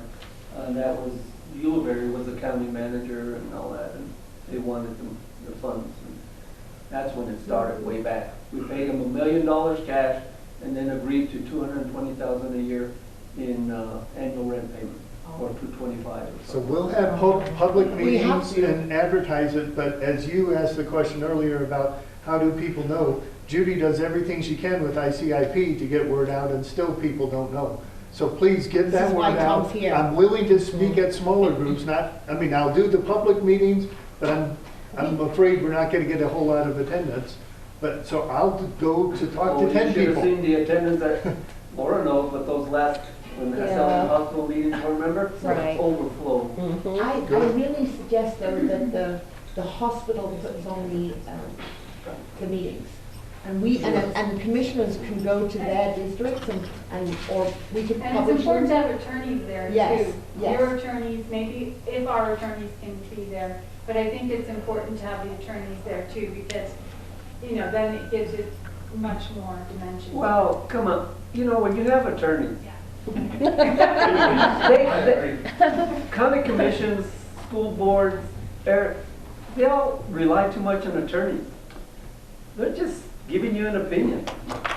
Right. I mean, Yeah. you don't need to have attorneys. They cause problems and they cost you a fortune. They overthink it, don't they?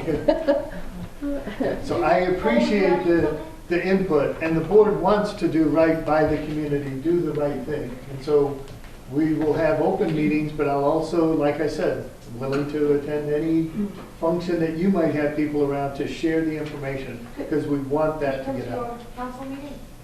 Sure. Yeah? All right.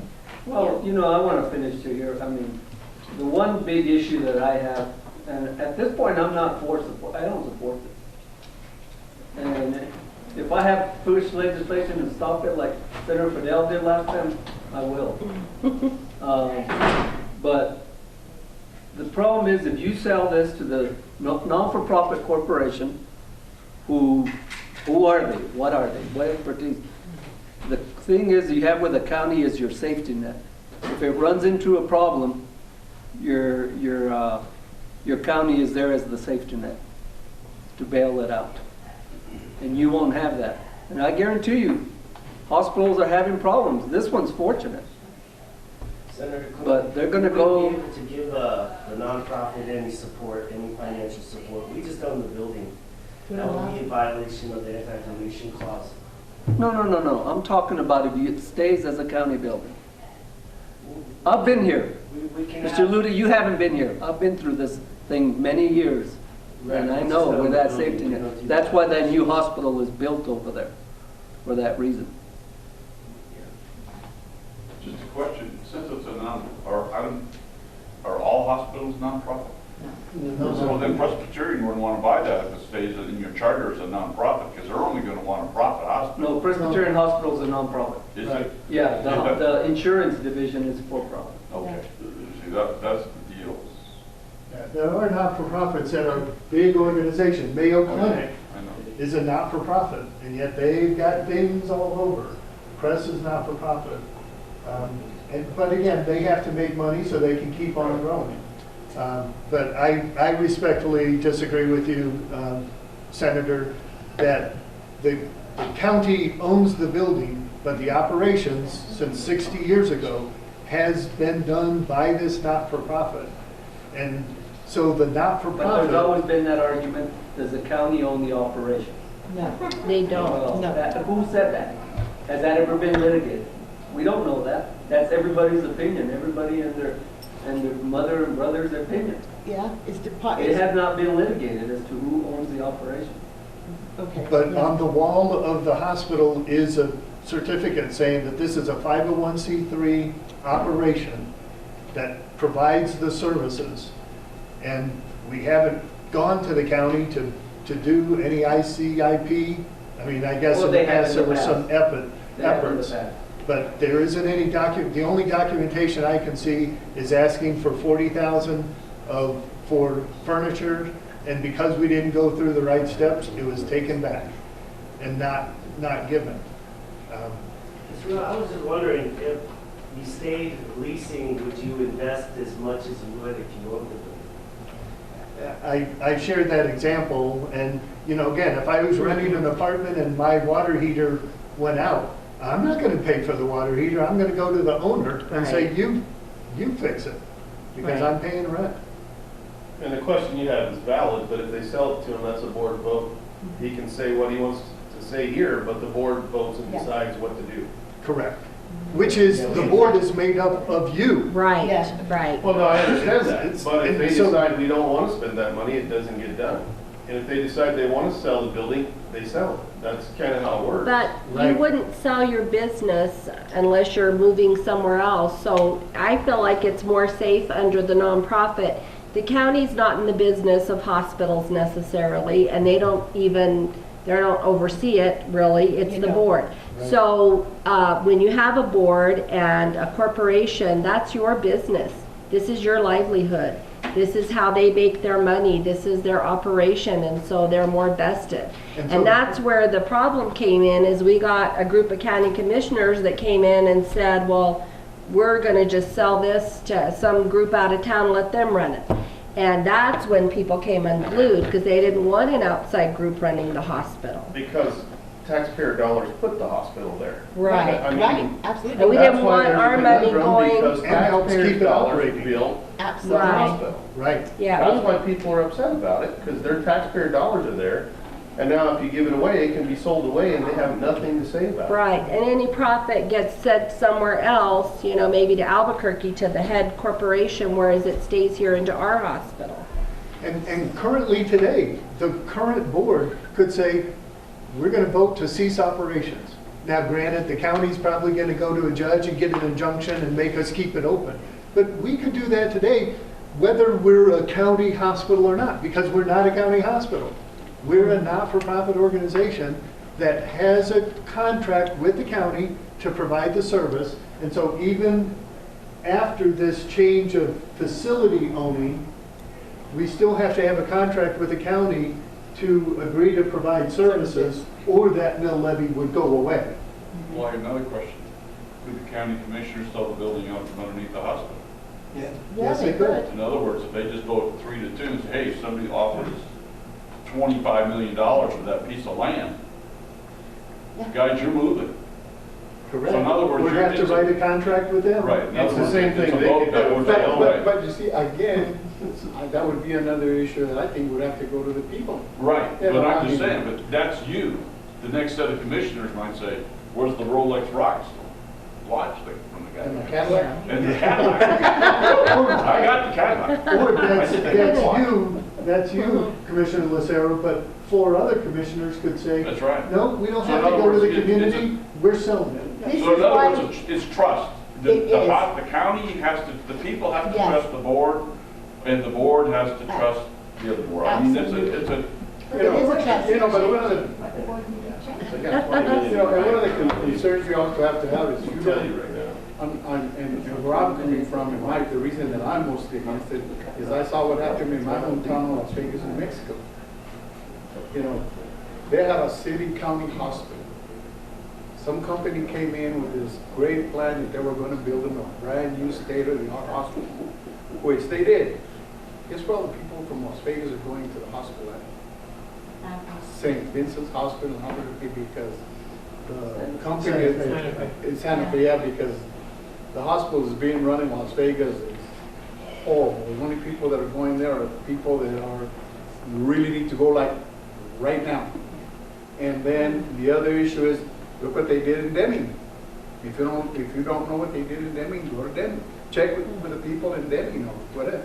Most of the people in Deming are going to Las Cruces because they jumped the gun without taking the people's consideration into what they want. You know, people in my position think, and I thought when I started, if I could just go tell the county road manager to do this. Well, I find out later on, I gotta go to her to tell the county road manager what to do. But as you know, I used to think I could just go boss everybody around. Well, that's not true. I really appreciate that. But that's why we're here, you know, that is why we're starting this. We need the dialogue. We need to hear it. This is why Tom is here. We have to start this dialogue.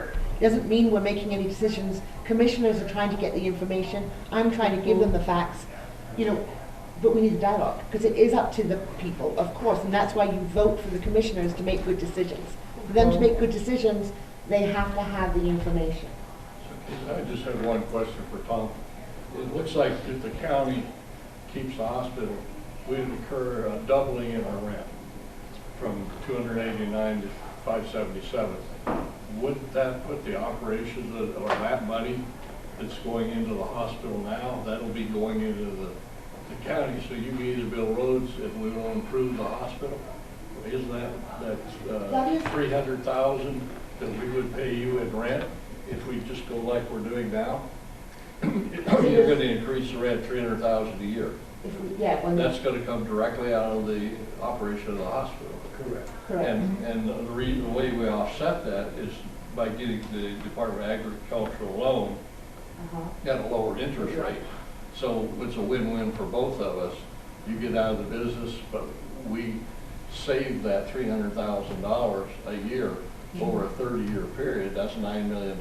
And it goes back into services. Right. Yeah. Well, it already won't come out of services, all I'm saying. And can a contract be built in to say those specific things that we have, these concerns that we have, but we don't want to lose the hospital, we don't want it to become a for-profit, but is there a contract we can put in place and say that if we do sell for the next 25 years or X amount of years, whatever that number is, to protect the community from having those situations that we're concerned about happen? It can be put in the contract. Yeah. The sale agreement. I can't say yes if that's a board decision. It can be. If the board can run into trouble, Yeah. the organization, if they need financing, they're gonna sell it, no matter what. I don't care what contract says anything. They're gonna sell it. Or they can need write to in the get out. contract, what Pastor suggested is a first right of refusal, that they can sell it, but they first have to go to the county. And that can be written in the contract. It might not, but that's why we have to go through legal. So there's all these questions and there's always going to be, and we're going to get more and more, but the information has to, we've got to talk and dialogue and communicate and not agree and agree, but the information has to, we have to get it out to you guys. This is why we're starting this dialogue. We got the mill levy, we're going to canvass that they wanted the mill levy to go through. They did it. They did their work, they did great. We're canvassing tomorrow from the county. And now we have to start giving the information to the people so they know where the hospital wants to be. The hospital came to us and asked for an appraisal. You know, we want to work together. We're not realtors. We're not landlords. But we are. What? Right now. We're not very good at it. No, but we are landlords. We own Smith's. Yeah. We own the jail complex. Yeah. Where we have the magistrate, that's right. Which we've lost We own the hospital, which we get rent. So we are landlords, whether we want to be or not want to be, Right. we are. We are, and we're not very good at it. Detention, we had to pay $15 million. for one claim. You know, there's all these That things. that has nothing to do with rent. That was poor jail management. Okay. And that was a totally different issue than rent. So, But Commissioner, you've do we go back to been poor consolidation? owners because you've been renting the hospital at an Oregon basement rate. Adam Smith. And I appreciate it, but. No, and I understand that, but as we had a discussion, and not too long ago, Kate is going through all this contract, joint powers agreements and all this other stuff that we have. Half of it, we don't even know what it is because it was done on a wink and a, you know, It a is. nod and a handshake. Well, you know, we're starting to come out of those now. As a matter of fact, we met with Laura yesterday about some other issues. And this stuff being done under the table and backdooring and all this other stuff is stopping. And Kate has stopped it, and I think as us as county commissioners will support all this backdoor handshake, Wink, wink agreements and all this stuff. And I think that that's where we need to go from here forward, because there's a lot of stuff. You guys, I wish you guys would know all the stuff that she's finding that has been done for the last, I don't know how many years. I would like to point out, you know, we're actually losing with the rent we're getting from magistrate. We're paying more than what we're bringing in, thousands of dollars. And you're, 10 a year? 10 million? It's 10 million? 10,000 A month. Per month, yeah. Per month. Yes. Yes. 10 months, yeah. And we pay more in utilities. And we're, yeah. Yeah, but That- Well, I think it's that's a the question whole that I building. No, but I don't understand that question. I mean, that statement, because is that, are we paying $60,000 a month rent? No. I mean, utilities? Is that what it is? So the whole building is all connected with water, Right. electric, the whole thing. So when I was looking at the actual expenses and what we were actually paying in overheads with this, I made a third. The detention center is empty. That doesn't mean though we have to keep the lights on. We have to put the boiler on because it's not separated. It wasn't. So at that time when I did all the calculations of the actual expenses to keep them open, we were, not only the money was coming in, it's 120,000, we was paying more, just the third of it. I took a third for sheriff, I took a third for detention, I took a third for magistrate. So Sheriff, so in other words, you're saying we paid $180,000 a month in rent? I not mean, rent, utilities? everything, water, electric, yeah. Heat. 180,000? Yes, a year, Oh, a year. Oh, a year. yeah. Does that Well, if you include sheriff's? figure that, a third of that is only $60,000. That doesn't even average, what, $5,000 a month That's still a lot though, right? I mean, add that up. Not 10,000. to me. No, it's 63,000 extra over a year. I don't know what it's. Well, what I'm saying is if we're charging 10,000 and we're paying 5,000 in utilities, we're still making a $5,000 profit. No, we're not. We can do this at the, Paul can show you the numbers. So we can do facts rather than talking back and forth. Paul, do we have to pay insurance on the building, the Yes. hospital building? Is that a major expense? On the hospital? No, we don't. You don't pay pay the any of hospital. that, do you? The hospital pays The hospital that. pays the insurance.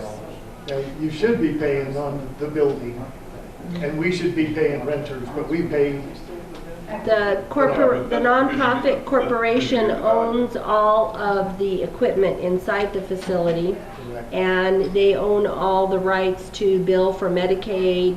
You know, that was the issue when the county was threatening to take it over. They're like, well, we're just gonna take it out from under you. Well, they're not licensed to bill Medicaid